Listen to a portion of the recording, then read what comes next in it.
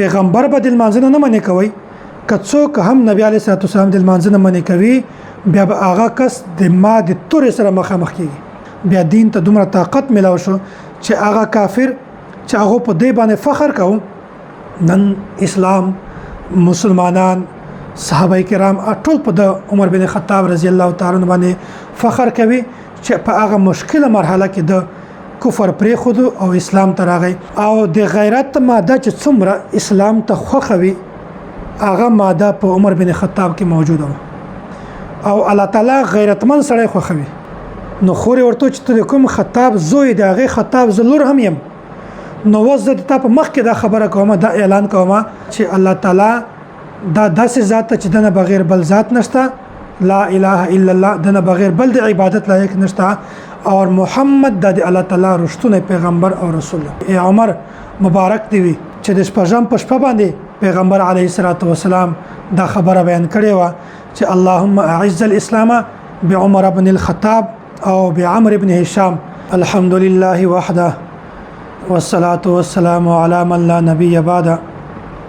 أما بعد فأعوذ بالله من الشيطان الرجيم بسم الله الرحمن الرحيم إنني أنا الله لا إله إلا أنا فاعبدني وأقم الصلاة لذكري وقال النبي صلى الله عليه وسلم اللهم أخرج ما في صدره من غل وأبدله إيمانا اللهم صل على محمد وعلى آل محمد كما صليت على إبراهيم وعلى آل إبراهيم إنك حميد مجيد الله تعالی پیغمبران دنیا ته لېږلي دي پیغمبرانو بارکه د مونږ اهل سنت والجماعت دا عقیده نظریه دا موقف ده چې هر پیغمبر دا معصوم ده د دنه کله هم ګناه نشي کېدلی د پیغمبر د معصوم معنی دا ده چې د پیغمبر نه ګناه کله هم نشي کېدلی نه په غلطي سره او نه قصدن او پیغمبرانو ته الله تعالی صحابه کرام ورکړیو د صحابي مقصد دا ده چې هغه د پیغمبر علیه الصلاۃ والسلام صحبت اختیار کړی او صحابه کرام مبارک اهل سنت والجماعت احناف دیوبند دا موقف ده چې صحابه کرام د محفوظ دي د محفوظ معنی دا ده کچیرته د صحابه کرامو نه ګناه وشي بیا الله تعالی هغه ګناه د دې په نامه اعمال کې پریدینه بلکې ختم کوي مونږ او د صحابه کرامو په منځ کې بنیادی یو فرق دا هم ده چې کله د مونږ تاسو نه یو ګناه وشي بیا مونږ تاسو ذهن سوچ فکر دا فورا د توبې طرف ته نه ځي بلکې ورسته په نه بعد مونږ ته د توبې توفیق ملاويږي خو صحابه کرام داسې نه وو صحابه کرام نه چې کله هم ګناه وشوه دی به فورا د پیغمبر علیه الصلاۃ والسلام په دربار کې حاضر شول یا رسول الله مونږ پاک کا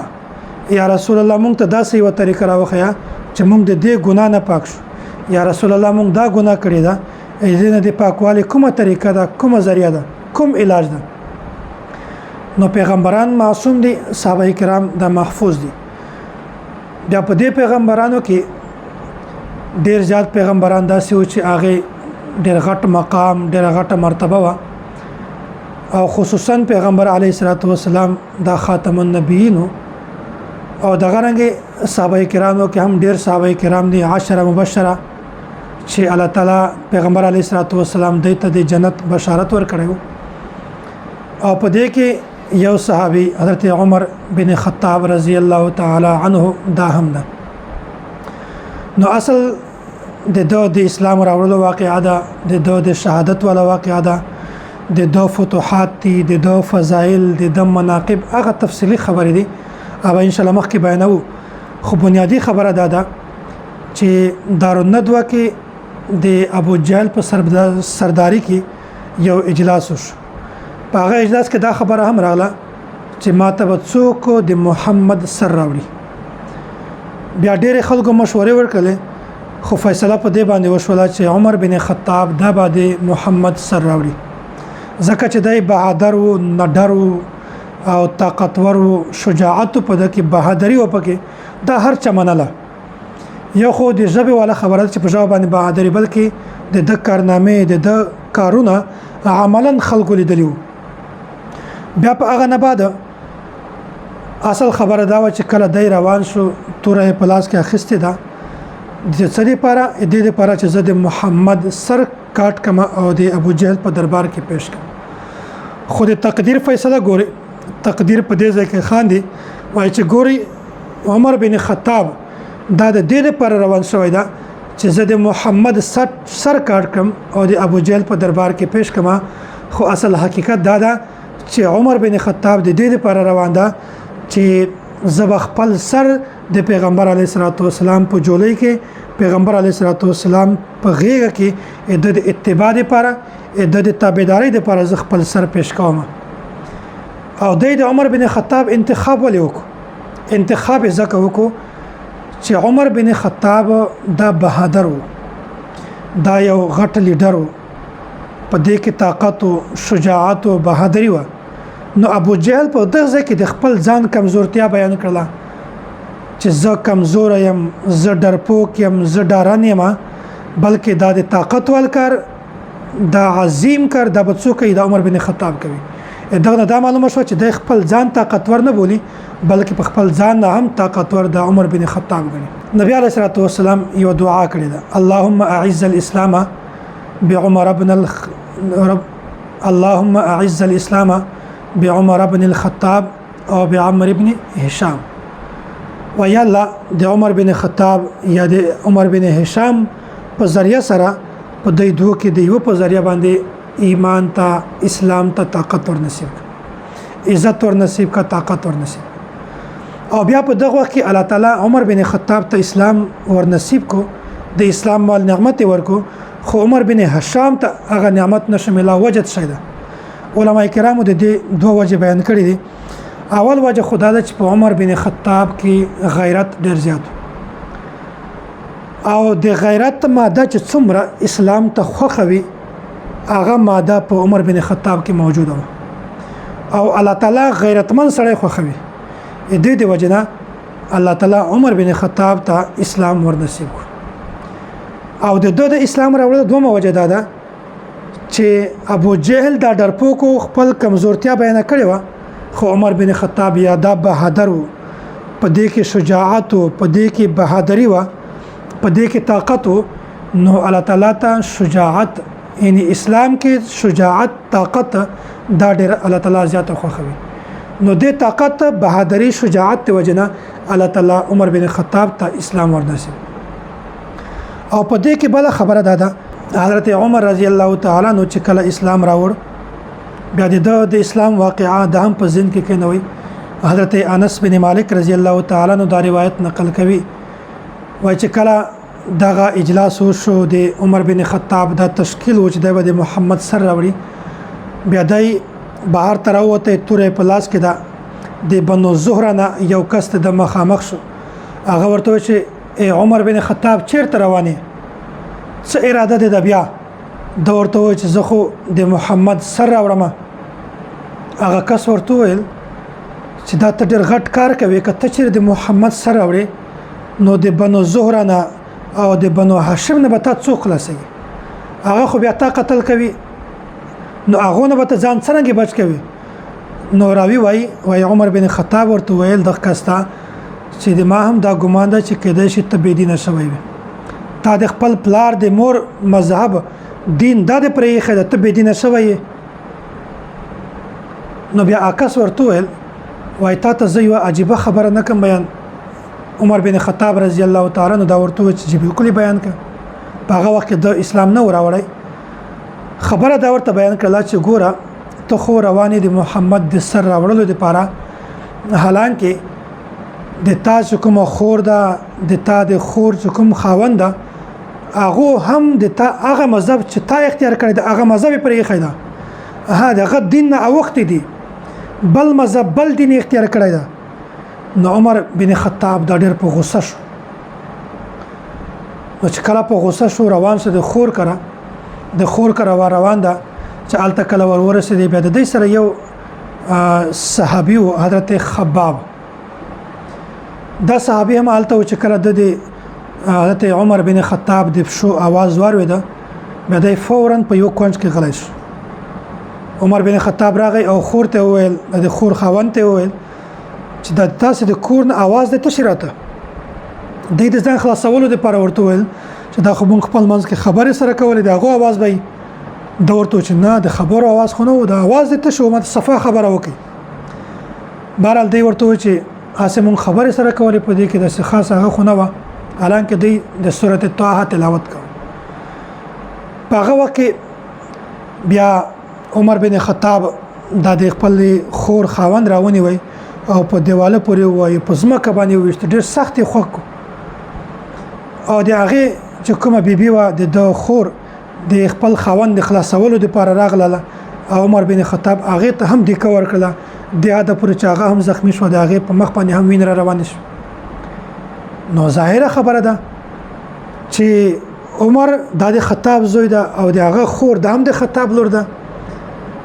نو خوري ورته چې ته کوم خطاب زوی د هغه خطاب زلور هم يم، نو وزه ته په مخ کې دا خبره کومه، دا اعلان کومه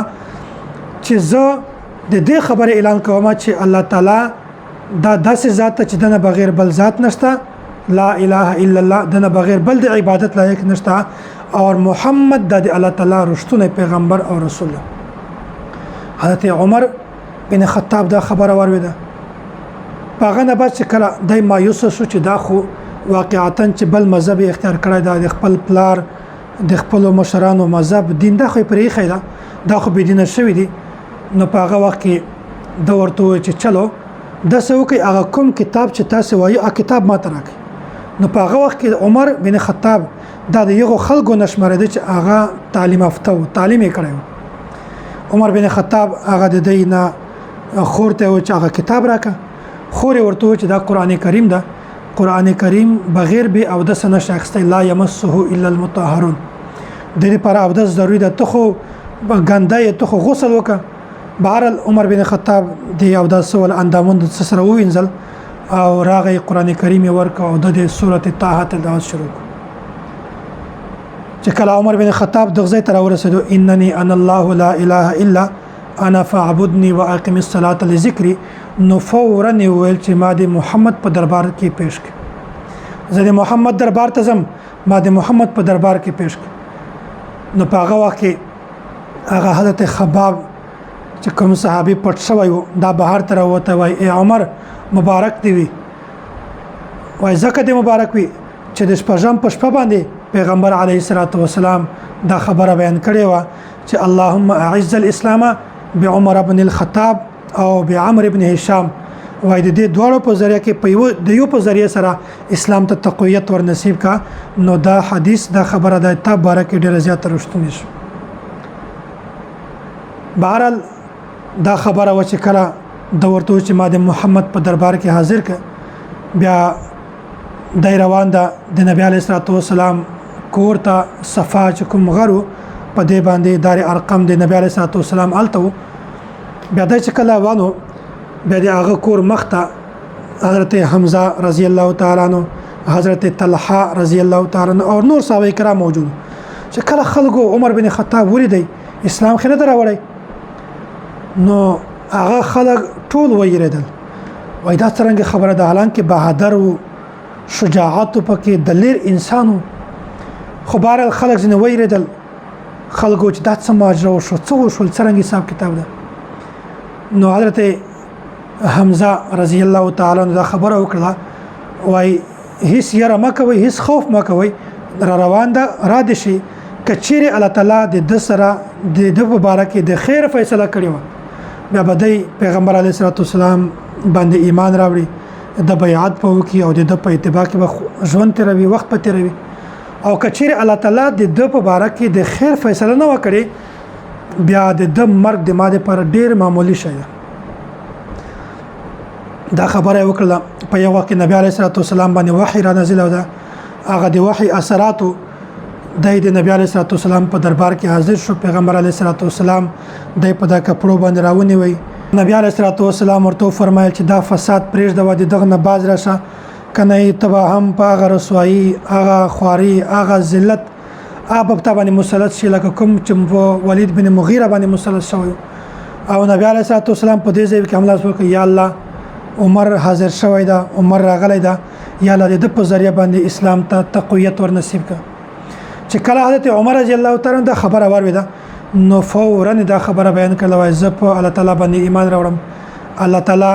نه بغیر بل د عبادت لایق نشته او محمد د الله تعالی رښتونه پیغمبر ده نو چې کله حضرت عمر رضی الله تعالی عنہ اسلام راوړل نه بعد د غزنه چې کله واپس راتلل دار ارقم صفامه پهاړي باندې چې کله نبی علیه الصلاه والسلام کورو بیا د راکوسل نبی علیه الصلاه والسلام ته چې نن په حرم کې علل اعلان د ټول په مخ کې لمونځ کوو نو بیا داسې وشول چې عمر بن خطاب رضی الله تعالی عنہ هم را روان ده نبی علیه الصلاه والسلام هم را روان ده چې څوک مخامخ ورته راځي وای پیغمبر به د لمانځنه نه منې کوي که څوک هم نبی علیه الصلاه والسلام د لمانځنه منې کوي بیا به هغه کس د ما د تور سره مخامخ کیږي نو بیا داسې وشول چې نبی علیه الصلاه والسلام ته او عمر بن خطاب رضی الله تعالی عنہ ته په کاغو سترګو باندې هم نشوي کتلای نو دا د حضرت عمر رضی الله تعالی عنہ د اسلام راوړلو واقعا وا چې الله تعالی په د باندې ډیر زیات فضل او کرم کړو د عاده پورې چې نبی علیه الصلاه والسلام فرمایي واشدهم فی امر الله عمر د دین په معاملې کې په ټولو نه سخت د عمر بن خطاب رضی الله تعالی عنہ او چې کله حضرت عمر بن خطاب رضی الله تعالی عنہ اسلام راوړ بیا دین ته دومره طاقت ملاو شو چې هغه کافر چې هغه په دې باندې فخر کوي نن اسلام مسلمانان صحابه کرام ټول په د عمر بن خطاب رضی الله تعالی عنہ باندې فخر کوي چې په هغه مشکله مرحله کې د کفر پرې خود او اسلام ته راغی الله تعالی د مونږ ته ټول ته د صحابه کرام محبت الفتره نصیب کی او الله تعالی د مونږ ته ټول د صحابه کرام په نقش قدم باندې د تلک توفیق را نصیب کی واخر دعوانا ان الحمد لله رب العالمین